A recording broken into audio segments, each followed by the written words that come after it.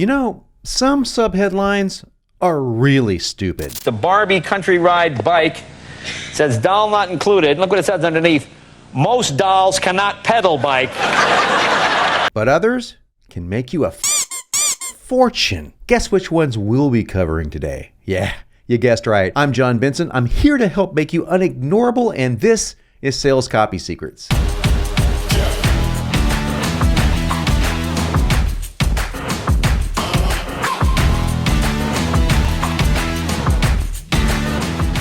Welcome back. And you are glad to be back because today you're going to learn all about attention stealing headlines part 3. Is 3 a word? We should make it a word. Part 3, part press. The subheadline formulas. 3 formulas that you can use over and over and over again.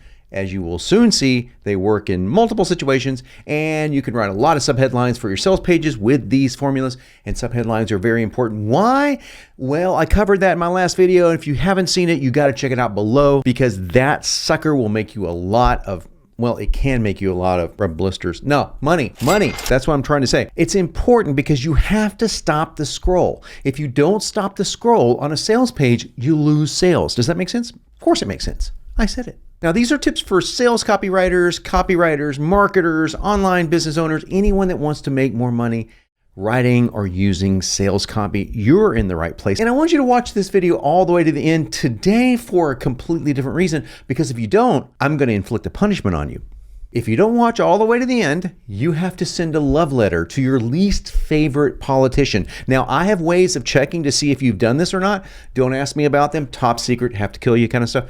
But I will probably not use those. But nonetheless, you should seriously consider watching all the way to the end, because there's some really good information toward the end of the video that I think you will find invaluable if you want to increase your sales page copy results. And if you don't, hey, you can just skip this video. If you don't want to make more money online, you're in the wrong place anyway. And as always, if I've earned your like by the end of this video, smash that like button, punch it in the face really hard, and let other people know that you like this too by leaving a comment below. And you can ask me anything you want. Let me know how you're going to use subheadlines in the comments below. And don't forget to ring that little bell thingy, because that bell thingy is supposedly very important.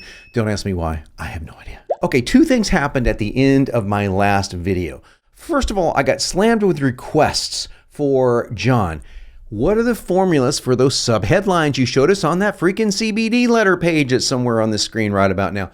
And 2, what about this freaking sales letter you were showing us? Is there a formula for that too? Well, you're in luck, because today we're going to talk about the first thing, which is the subheadlines. I'm going to give you a couple of formulas for those. And then in my next video, you have to subscribe to see it, because, you know, it's just the rules, right? Well, you don't have to, but it'd be cool if you did. It's all about my sales page formula, specifically my $50 million sales page formula. I'll tell you why it's called that in the next video. So you can stop your requests, stop your begging like an ex-leper. Arms for leper! Arms for an ex-leper! Bloody donkey owners all the same, ain't they? I promise both are coming up. This video and next, you can't beat it. Okay, cool. But let's do a quick review of last week's video, mainly about the subheadlines and what their purpose is. The subheadlines should not only keep your prospect's eyes glued on the page, very important, they should also do something else. Your subheadlines should be able to be read by themselves and tell the entire story of your sales page. Now, again, you're going to have to watch my last video to see what I'm talking about, and the next video to actually see the formula for this. But just so you know, that's what we're aiming for. Cool? But let's dive in today with what you can do right now to start writing really killer subheadlines. First, I want you to start with writing your subheadlines first. In other words, before you start writing the copy on your sales letter, break it out into subheadlines. Now, next video, I'm going to cover the 10 sections of a sales letter, and that's going to help you even break it out further. But you can start writing subheadlines right now, just saying, okay, you basically get the idea of what you want to cover throughout your entire sales letter. Think of this as an outline, but you're going to use a couple of formulas to write these subheadlines. Cool? And you're going to notice that I write a lot of subheadlines, and so should you. In fact, the general rule is that you should not allow your user to be able to scroll without seeing at least one subheadline on a small monitor. So there's quite a bit of subheadline stuff going on in there. So you're going to need to know quite a bit of formulas. We're not going to cover them all today because the video would be an hour long. We're going to cover 3 of my favorites. So just remember the rule of thumb. Never let your viewers scroll too far with seeing only the body copy of the text. You want to break it up with subheadlines, otherwise you'll lose their attention. And using this method, you can make sure all of your headlines tell a story as you read them. If you start by writing the copy with your headlines first and your subheadlines second. Write your copy around these subheadlines. You're going to find this makes the writing process much easier, much faster, and also just much more thorough. You won't miss something. For today's video, we're going to take 3 of the subheadlines that I used in the CBD letter that I covered in the last week's video, and I'm going to break them down for you here right now. Here we go. The first subheadline was an ancient remedy for our modern curse.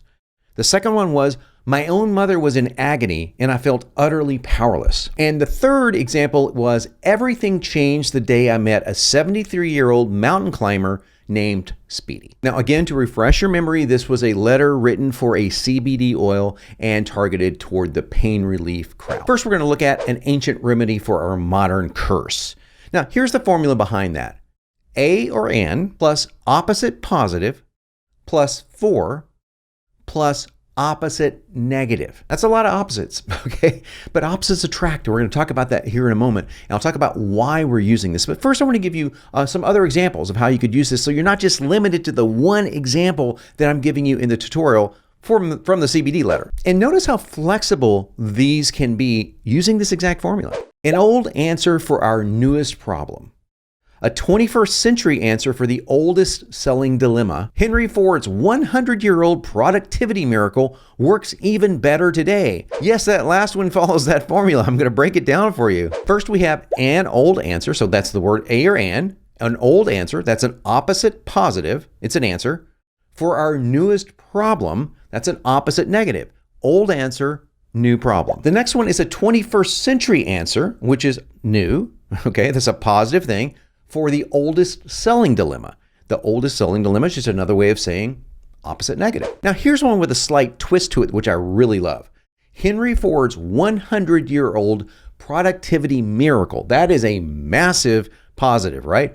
What's the inverse of that? What's the opposite negative? Well, check it out. Works even better today. I actually made his productivity miracle sort of the negative, at least going back in the past, and made it work even better today.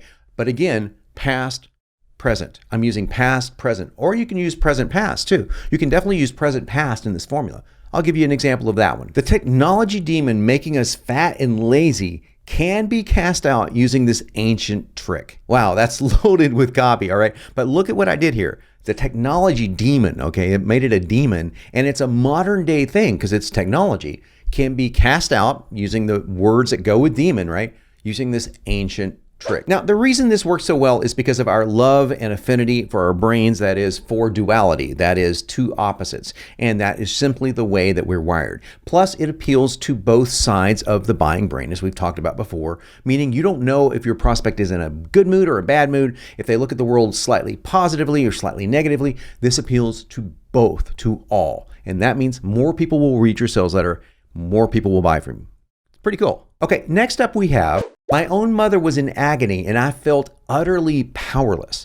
And the formula for that is connection plus feeling plus result. That's it. The connection here is my own mother. The feeling here was in agony. And then what's interesting is I flipped the feeling to the writer. In this case, it was to myself, to my character that I was writing through. And I said, and I felt utterly powerless. So that's a cool trick that you can do with the feeling part. So what was the feeling that this connection rendered? In this case, my mother was in agony. So I felt X. Flip the feelings, works really well. But let's look at some other examples so you can see how often and frequently you can use this. My life was getting better by the second, yet I felt totally puzzled. My most stubborn patient was born again, and I had no idea why. My top performing clients were failing miserably and no one could figure it out until this happened. Now, I want to break each of these down for you so you can see them in the formula. My life was getting better by the second. That's a combination of a connection to one's own life and a feeling it was getting better by the second. And the result of that was that I felt totally puzzled. Now, remember what I'm doing here. I like to flip the results. You don't have to do that, but it's pretty cool, and that taps once again into our old friend duality. And the same thing is true of the next one, my most stubborn patient. Okay, that's the connection. I have a connection to my most stubborn patient was born again. His feeling was that he was literally born again, which is pretty cool, yet I had no idea why. In other words, I was confused. And you could have said, but I felt confused, and that's okay. But I said, but I had no idea why, which makes it a little bit more targeted to the concept of someone teaching something or someone trying to find a cure for something or a fix for something, and you have no idea why it works. So that to me was a little bit better copy. And then my top performing clients, that's the connection, were failing miserably. Okay, so that's more of a state, but it's also a feeling. They were feeling like a failure. You could have said, we're feeling like failures. But I said we're failing miserably, and no one could figure it out. That was the result. But notice what I do at the end of this one, ...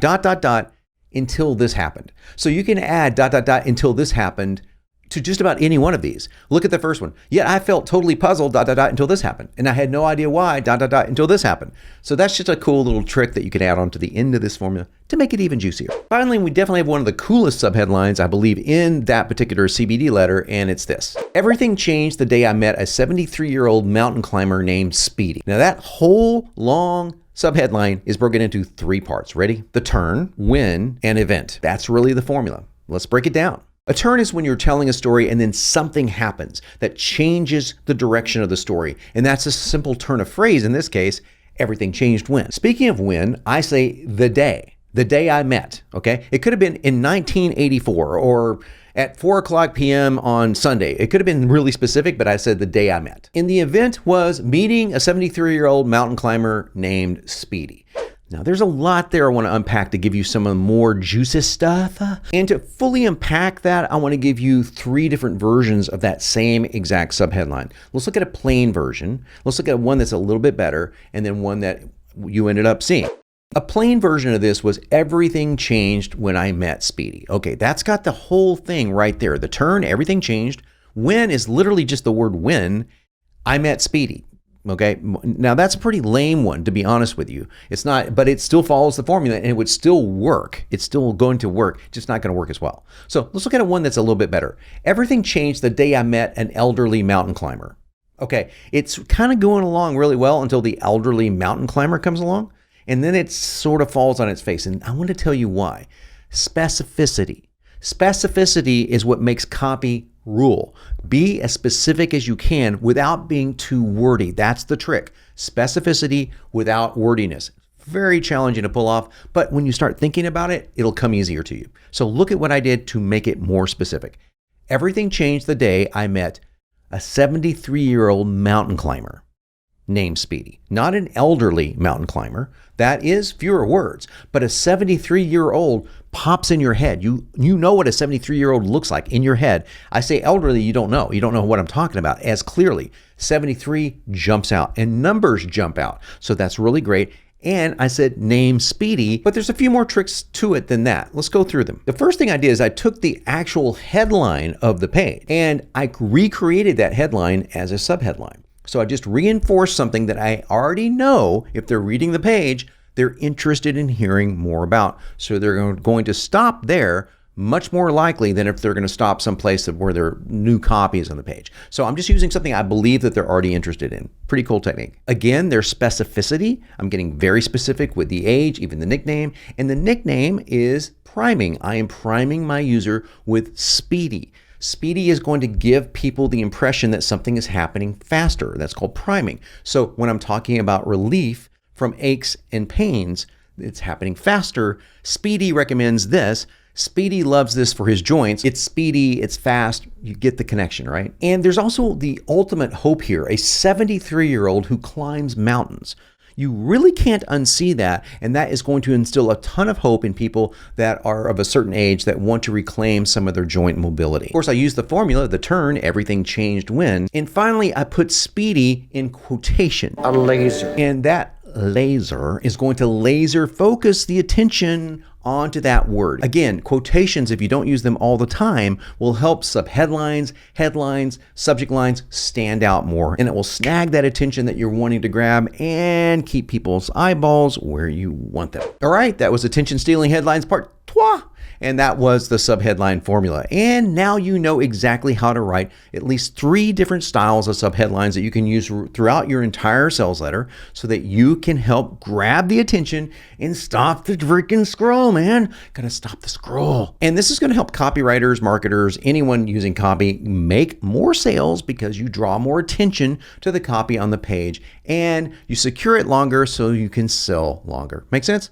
Of course it does. Now, in my next video, I'm going to give you the $50 million sales letter formula.